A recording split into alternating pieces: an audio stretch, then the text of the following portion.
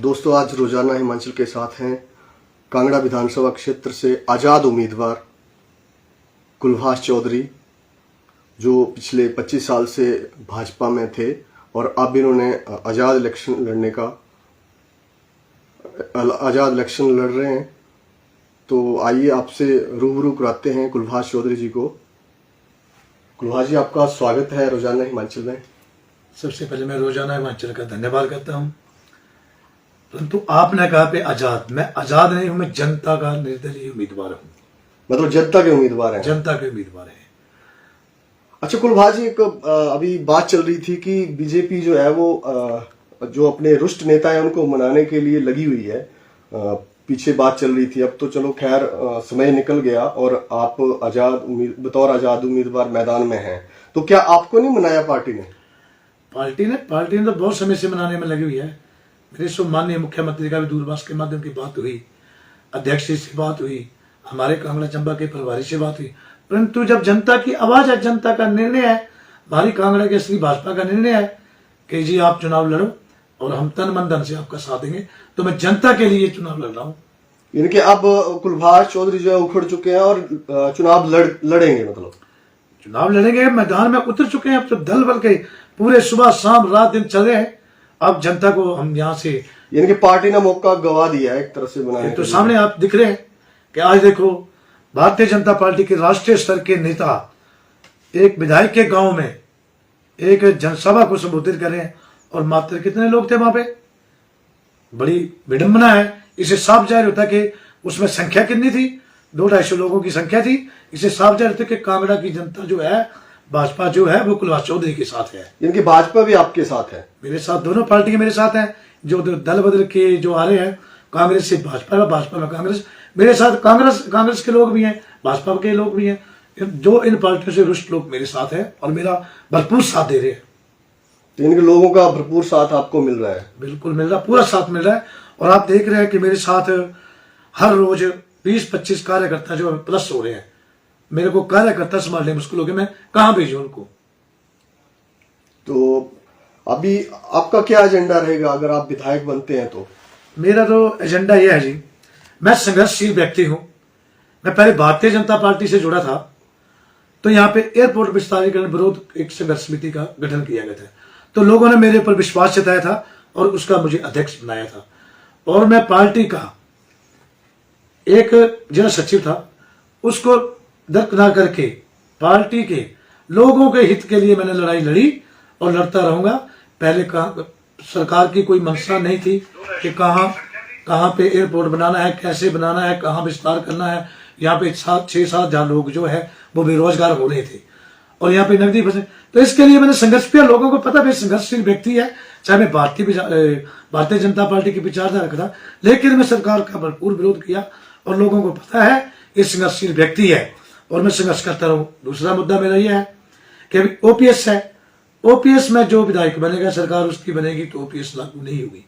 और मैं, कांगड़ा की जनता ने मुझे ये मौका दिया, जनसेवक का मौका दिया, विधायक का नहीं, जनसेवक का मौका दिया, तो मैं ओपीएस की लड़ाई लड़ूंगा। मैं जब तक ओपीएस की जो पॉलिसी नहीं बनेगी तब तक मैं धरने पे बैठ जाऊंगा।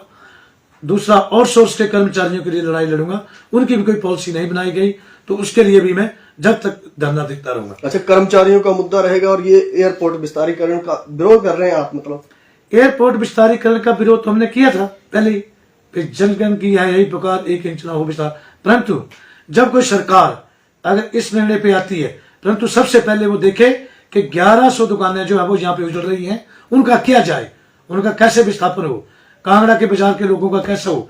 इतना हरा भरा बाजार है, इसके बारे में सरकार सोचे तो उसके बाद सोचेंगे। मतलब विकास चाहते हैं, लेकिन आप जो विनाश हो रहा है, जो लोगों का नुकसान हो रहा है, उसकी भरपाई पहले हो। हाँ, विकास के लिए कौन नहीं मना करता है। हर चीज नहीं आती है तो विकास होता है, लेकिन जो विनाश होता है उसकी भरपाई कैसे होगी। मतलब आप चाहते हैं कि पहले लोगों को बसाया जाए, उनको मुआवजा दिया जाए और वो भी उचित मुआवजा। सरकार स्थिति स्पष्ट करे, सरकार स्थिति स्पष्ट करे उसकी मंशा क्या है। उन्होंने 4 लेन कहां से बनाना है, घर कैसे, वो लोग जो विस्थापित हो गए कहां बिछवाने हैं, जो दुकानें लोगों ने किराए के दुकानें ले रखी हैं, दुकानदारों ने दुकानें किराए के ले रखी हैं, उन पे उन्होंने रेनोवेशन किया है। लाखों का खर्चा किया है, उसका जिम्मेवार कौन है? सरकार उसके लिए पहले विचार करे, उसके बाद विस्तारीकरण के बारे में सोचा जाएगा। तो अभी आपको कैसा रिस्पांस मिल रहा है इन मुद्दों को लेकर? इन मुद्दों को लेकर जनता में भारी, दोनों नेताओं के ऊपर, जो दल बदलों के ऊपर भारी आक्रोश है। उनको जब मेरा कुछ समय यहाँ पे जो था नॉमिनेशन के लिए जो हलचल हुई, हलचल क्या हुई कि नॉमिनेशन मेरा ज्यादातर ये चाहते थे, भाजपा वाले ही चाहते थे, कांग्रेस वाले नहीं, भाजपा वाले चाहते कि इसका नॉमिनेशन कैंसिल हो। स्थानीय विधायक, जो विधायक थे यहाँ पे, जो कांग्रेस के विधायक थे, अभी अभी आए भाजपा में, वहां पे थोड़ी नोक झोंक भी हुई, परंतु उसने क्या, वो सत्ता का दुरुपयोग करता है। उसने मेरे को धमकाने की अंदर कोशिश की, लेकिन कुलवास चौधरी कभी धमकता नहीं है। बड़ी सरकार के आगे जरा, तो इसके आगे क्या डरना था? नहीं तो आपने कंप्लेंट वगैरह नहीं करी उसकी? क्या कंप्लेंट करनी? कंप्लेंट किसकी करनी? मतलब आपको धमकाया? वो उसके अंदर कंप्लेंट की और एसडीएम ने माना कि कुलवास चौधरी पहले है, पहले नामकरण उसका होगा, उसके बाद आपका होगा। नहीं तो इसके बाद इसके बारे में कुछ कार्रवाई की जाएगी या? नहीं, क्या कार्रवाई करनी?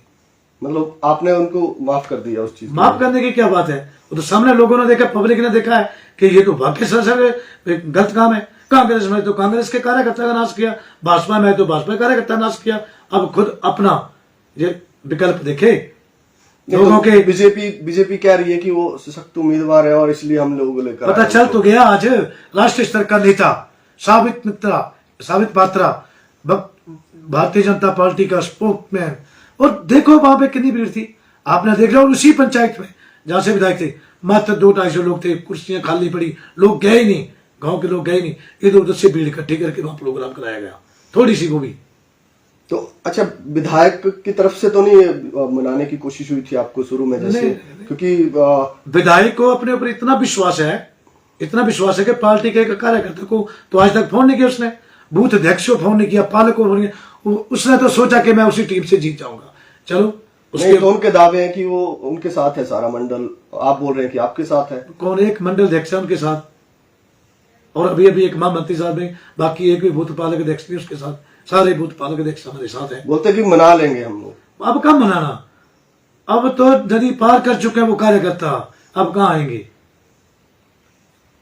तो अभी जैसे आप लोगों के बीच में जा रहे हैं, तो क्या क्या मसले आपको देखने को मिल रहे हैं? क्या लोगों के घरों के रास्ते बड़े, घर लोगों की डिमांड है। लोगों को, कई परिवारों को अभी तक बीपीएल से 2022 तक बोला कि मकान बनेंगे, लोगों के, गरीब लोगों के मकान नहीं बने अभी तक, कच्चे मकान है। और इसके लिए हम, अगर हमें जन सेवक के रूप में मिलता है तो हम विधायक निधि और अपनी ऐच्छिक निधि से उन गरीब परिवारों के जो मकान है उनके लिए हम अपनी निधि से, ऐच्छिक निधि से इसका धन का प्रावधान करवाएंगे। और जो गरीब बच्चे हैं, लोग गरीब हैं, बीमारी से, उनको मैं तो गरीब की सेवा करना चाहता हूँ। 2 चपाती खानी शाम को, बस, और कुछ नहीं है। नहीं तो ये इतना धन कहाँ से आएगा? क्योंकि समस्याएं बहुत ज्यादा है, और आप एक आजाद प्रत्याशी के रूप में, एक आजाद विधायक के रूप में जब विधानसभा में बैठेंगे तो आपको, आपके काम भी बहुत ज्यादा है करने को। मैंने कहा मैं आजाद प्रत्याशी नहीं, मैं जनता का प्रत्याशी हूँ। अच्छा, जनता के निर्दलीय। चलो हम शब्दों को ठीक कर लेते हैं अपने। जनता के प्रत्याशी, आजाद तो होते हैं, आजाद मतलब जनता के बोलने पे खड़े हैं। जनता के कहने के ऊपर जनता ने मेरे को तन मन धन लगा करके खड़ा किया है। और हमारी सभा हो रही है बिना टेंट से, बिना कुर्सियों से, हमारा कोई तामझाम नहीं है। मेरे कार्यकर्ता, मेरी बहनें खुद घर की रोटी लेकर के प्रचार के लिए जा रही हैं, हर घर में दस्तक दी है उन्होंने।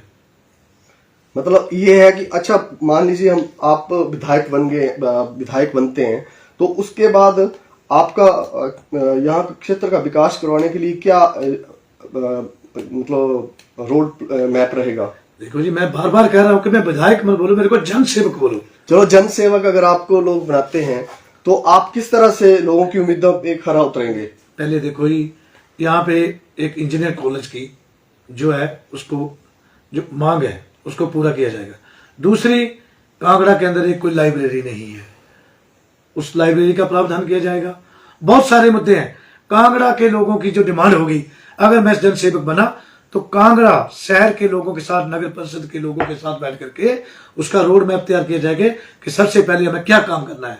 चंगर की समस्या को चंगर के क्षेत्र के लोगों के साथ बैठ करके उन समस्या का जो प्रमुखता से है उसको उठाया जाएगा। पलम क्षेत्र की जो समस्या होगी, पलम के प्रमुख लोगों के साथ बैठ करके बताओ सबसे पहले हमारी कौन सी समस्या है। मतलब पहले लोगों से पूछा जाएगा कि प्राथमिकता क्या होगी, जन सेवक की क्या प्राथमिकता होगी। बिल्कुल बिल्कुल, मैं तो यही सभी को कहा है, पलम क्षेत्र हम 3 क्षेत्रों में बांटा है, पलम क्षेत्र, चंगर क्षेत्र और शहरी क्षेत्र। शहरी क्षेत्र के प्रमुख लोगों के साथ बैठेंगे, पे क्या है, क्या करूं, मेरे को उनके मार्गदर्शन लूंगा मैं। चंगर के क्षेत्र से जो प्रमुखता से होगी उसको शीघ्र अतिशीघ्र। अब कई लोगों का सवाल है कि जैसे बतौर आजादी उम्मीदवार आप जीतेंगे, जनसेवक बनेंगे, आप जैसे जनसेवक बोल रहे हो, तो उसके बाद आप कैसे विकास करवा पाएंगे? क्योंकि किसी न किसी सरकार का साथ चाहिए होगा आपको। कोई डबल इंजन बता रहा है, कोई ट्रिपल इंजन बता रहा है, तो आपका इंजन कहाँ फिट बैठेगा? ये माननीय अभी जो भाजपा के प्रत्याशी हैं, इन्होंने 1 महीना पहले कहा था कि डबल इंजन की सरकार फेल है। अभी मैं आपको बताऊं, अभी वो कह रहे कि डबल इंजन की सरकार ठीक है। अब ये तो उसकी सोच है, परंतु मैं ये कहता हूं कि जब तक जो जनसेवक या आप कह रहे हैं विधायक लोगों की मांगों को प्रमुखता से, जनता की आवाज को सरकार तक नहीं पहुंचाएगा, तब तक नहीं माना जाएगा। यानी कि सरकार किसी की भी होगी, आप काम करवाएंगे अपने क्षेत्र में? मैं काम करवाएंगे, मैं सरकार के साथ कंधे से कंधा मिला के चलूंगा। जो मेरी ये मांग है ओपीएस की और सोर्स की है, मैं उसी सरकार का कर्जदार हो जाऊंगा। जो सरकार इस ओपीएस यानी कि शर्तों के आधार पर और कांगड़ा के विकास के आधार पर आप जो है किसी सरकार का साथ देंगे या उससे दूर होंगे। अगर मानेगी तो आप साथ देंगे, नहीं मानेगी तो आप फिर दूर होंगे। फिर धरना प्रदर्शन होंगे। और कांगड़ा की जनता को, अभी तक मैं चुप हूं, कांगड़ा की जनता को मैं एक मांग और मना के रखूंगा कि जनता को अभी तक बताऊंगा नहीं कि हाँ, कुछ आपने बताया था कि कोई सरप्राइज है, तो ये सरप्राइज अभी ये सरप्राइज आएगा। मतलब कुछ आप अलग से देने वाले हैं कांगड़ा को अलग से, अगर जनसेवक बनाया आपको तो वो मांग मेरी भी नहीं होगी, पूरे हिमाचल की मांग होगी और वो मांग अलग होगी। अगर मैं जनसेवक का विधायक बना तो मैं इस मांग को पूरा करूंगा। वरना अगर ये जनता को अभी पता चल जाए तो शायद वो समर्थन जो आपका बढ़ जाए उसमें, या कुछ इस तरह से। नहीं, ये बात नहीं है।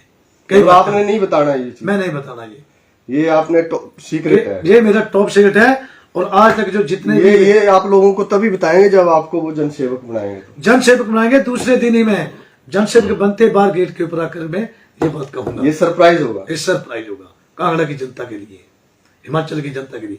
क्योंकि बहुत सारे विधायक बने, आए गए हैं, लेकिन लोग याद रखेंगे कि वाकई कि कांगड़ा के एक विधायक ने एक ऐसी कोई मांग मनवानी है और तो मनवा के रखूंगा। मतलब एक कोई खास मांग है, खास मांग है। अच्छा, एक बात और भी, अभी पीछे पूर्व मुख्यमंत्री प्रेम कुमार धूमल जी का बयान था कि जो सच्चे कार्यकर्ता हैं बीजेपी के, वो तो इलेक्शन से हट जाएंगे। तो अब सवाल ये कि आप में सच्चाई नहीं थी क्या? मैं सच्चे कार्य करता हूं। वो जो प्रत्याशी बना वो सच्चा कार्य करता है, आजाद चुनाव लड़ा। दोनों प्रत्याशी फिर कांग्रेस में गए, फिर भाजपा में गए, अब कोई पता नहीं अब किस पार्टी में जाएंगे। दूसरे आप कार्यकर्ता जो है, आम कार्यकर्ता जो है, उनकी बात रखने के लिए आप इलेक्शन लड़ रहे हैं। कार्यकर्ता का मान सम्मान, कार्यकर्ता के मान सम्मान के लिए। और रही बात आपकी ये विचारधारा तुम्हारी वही है ना, मतलब भाजपा की विचारधारा है। देखो, हिंदू जो हिंदू है, ये नहीं है कि सभी जो धर्म है एक है, ईश्वर एक है, ईश्वर एक है, सभी का ईश्वर एक है। हिंदू, सिख, मुस्लिम, ईसाई कोई भी है, लेकिन जो इनको खून तो एक है, धर्म अनेक है, खून तो एक है, रंग एक है, इसमें क्या है? मैं ये कहता हूं कि पार्टी ने, जो नेता ने अपनी राजनीति को चमकाने के लिए लोगों को धर्म के नाम पे बांटा है, और हम ये बर्दाश्त नहीं करेंगे। मतलब इसके खिलाफ भी आप खड़े होंगे? बिल्कुल, क्यों नहीं खड़े होंगे। अच्छा, एक और आपसे लास्ट क्वेश्चन कि आपने अभी कोई ऐसी समस्याएं हैं जो विधानसभा क्षेत्र की, जिनको आपने जिनकी लिस्ट बनाई हो कि अभी जो आपको नजर आ रही हो? कांगड़ा विधानसभा क्षेत्र के अंदर बहुत लंबी लिस्ट है, पर पहले मेरी यही 3-4 मांगे हैं। कहा जा रहा है कि बहुत काम हुआ है कांगड़ा में। आपको पता, मैं पहले पंचायत समिति का चेयरमैन था, सोलर लाइट की क्रांति लाई थी। अभी जिला परिषद का मेंबर बना हूं, वाटर कूलर की क्रांति लाई हमने। और मैंने अपने कार्यकाल में बहुत सारे भवन बनाए। मैं 10-10 हजार रुपये महिला को नहीं दिया है, महिला मंडलों को मैंने भवन बना के दिए, और कुछ भवन शुरू होने वाले हैं। काम किया हमने, बहुत काम किया हमने, काम किया है, काम करेंगे। मतलब काम किया है और काम करेंगे। काम के लिए तो हम जा रहे हैं। लोग क्यों जुड़ रहे हैं हमारे पास? लोग इसलिए जुड़ रहे हैं कि नहीं, काम हो चाहे ना हो, ये काम करने की क्षमता रखता है ये व्यक्ति, और इसलिए मेरी माता बहने बुजुर्ग अभी दिन प्रतिदिन मेरे साथ जुड़ते जा रहे हैं। मतलब कांगड़ा की जनता के लिए कुछ कहना हो आपने? कांगड़ा की जनता के लिए मैं दो हाथ जोड़कर एक प्रार्थना करूंगा कि कांगड़ा विधानसभा क्षेत्र के अंदर 85,000 वोटर है, 45 पंचायतें हैं, 101 बूथ है, और 10 दिन मुझे मेरे पास हैं, और 10 दिन के अंदर मैं अपना निशान हर घर तक पहुंचाना मुश्किल है। तो मेरा निशान विधानसभा क्षेत्र कांगड़ा के लिए 1 से 6 नंबर मेरा निशान है, और मेरा निशान भी ऐसे मिला मुझे, ऑटो रिक्शा जो गली गली में घूमता है, गली गली में जाता है। जैसे मैं पहले कहता था कि 3 टायर सिस्टम में हम आए हैं, ग्रामीण स्तर, ग्राम पंचायत स्तर, पंचायत स्तर, जिला स्तर। ये 3 टायर सिस्टम होता तो भगवान ने भी मुझे 3 टायर सिस्टम वाला ऑटो मुझे निशान दिया, और मेरा ऑटो हर गली में पहुंचेगा, मतलब ऑटो दौड़ेगा? ऑटो दौड़ेगा और प्रचार करेगा। ऑटो के लिए आपने डिमांड की थी या ऑटो मिल गया आपको? नहीं, कोई डिमांड नहीं। ऐसे होता है, इसमें चॉइस नंबर होते हैं 3, तो चॉइस नंबर मेरे को मिल गया ऑटो। चॉइस नंबर नहीं मिला, अल्फाबेटा से मिलता है। अच्छा, मतलब आपको मिल गया है, लेकिन मतलब अच्छा, मतलब आपके हिसाब से मिला है? मेरे हिसाब से नहीं मिला है, ये सरकार के हिसाब से मिला है। जब सरकार ये अपने इलेक्शन कमीशन जो होता है उसने 3 निशान देने होते हैं, भी इनको चुनो, तो हम 3 ऑप्शन देते हैं। जैसे मैंने मशीन दी थी, एक मैंने बल्लेबाज दिया था, एक मैंने ऑटो दिया था, लेकिन बल्लेबाज मेरा जिला परिषद का निशान था। मैंने कहा ये हो सकता है मिल जाए तो और ज्यादा अच्छा होगा, लेकिन जब मेरे को ऑटो रिक्शा मिला तो औरतों के मुंह के ऊपर ऐसा ऑटो चला, चलो 3 व्हीलर में जहां मर्जी घुमाओ। और मैं अगर जनसेवक बना तो मैं इलेक्ट्रिक ऑटो रिक्शा ग्रामीण स्तर तक पहुंचाने की कोशिश करूंगा। ऑटो रिक्शा, ई रिक्शा जो है वो कांगड़ा की गलियों में दौड़ेंगे, और कांगड़ा के कई गांव हैं, खासकर हमारा अपना सहोड़ा गांव जो है उसमें भी रिक्शा के लिए बड़ी संभावनाएं हैं। बिल्कुल, ई रिक्शा हम विधायक निधि से चलाएंगे, गाँव की सहूलत के लिए फ्री, और मतलब free of cost? Free of cost. नहीं तो उसका पैसा कौन भरेगा फिर? उसका पैसा कौन भरेगा? इसके अपने विधायक निधि से देंगे। मतलब विधायक निधि से ऑटो रिक्शा दौड़ेगा गरीब लोग सारे गाँव? बिल्कुल, में ट्रांसपोर्टेशन की नई सुविधा जो है वो लोगों को देंगे? बिल्कुल बिल्कुल, इसका प्रावधान है। इसका प्रावधान है कि विधायक जो अपनी ऐच्छिक निधि से जो मर्जी दे दे, अपनी इच्छा अनुसार मैं, मेरी 45 पंचायतें हैं जो शहर के साथ लगते गांव हैं, उनके लिए auto rickshaw, E rickshaw free, driver भी free, auto E rickshaw free, ये दिया जाएगा उनको अपनी ऐच्छिक निधि से। चलो, कुलभाष चौधरी जी, आपका बहुत बहुत धन्यवाद। आपने रोजाना हिमांचल को समय दिया, और आपको चुनाव प्रचार के लिए शुभकामनाएं रोजाना हिमांचल की तरफ से। धन्यवाद। Thanks a lot.